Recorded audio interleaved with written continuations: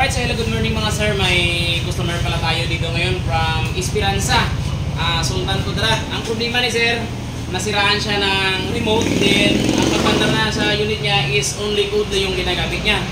Ngayon, ang plano ni sir ay pagawaan niya ng bagong remote. So ito mga sir, mag-register tayo ng bagong remote sa kanyang motor. So powered by MST100 Pro X. So ito yung kanyang immobilizer. So ito yung kailangan talaga natin para ma-program natin yung bagong remote. Lai, pag-ikuha itong bagong remote, Lai. So ito yung bagong remote mga sir na i-register natin dito sa motor ni sir.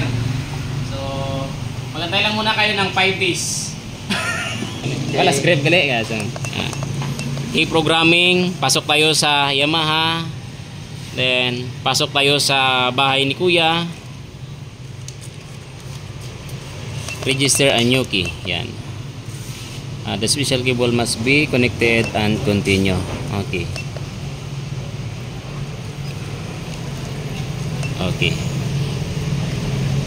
Code is 1 2 1 1 to 18 1 to 18 1 3. Huwag ka nasali dito, sayang ba? 1 to 18 13. Ikagro, gin-video mo ning ko. Ayun mga sir, after natin na-encode yung kanyang key code, so ngayon nagma-matching yung ating scanner. So, yan. Key ID is been registered. Okay, 1 to hanggang 6 yan mga sir.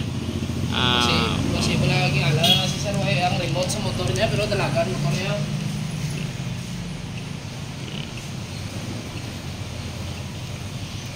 Dapat pag ganito, yan.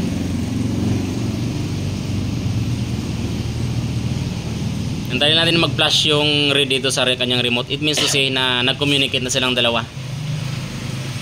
Ayun, nag-communicate na. So, observe. Okay, goods na.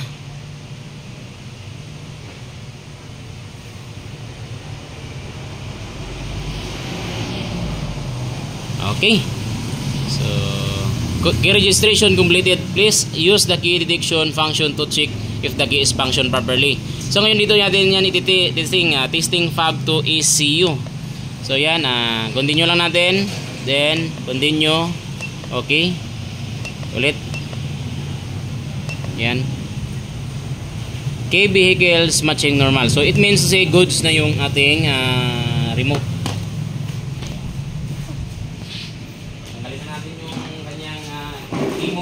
Then, salpakan ng mangyayari dito.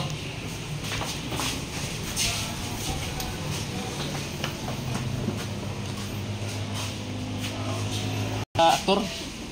Okay na. Wag ka script mo. Okay, ito na, dito. Oh. Yan. So it means goods na. Okay, try namin mandarin.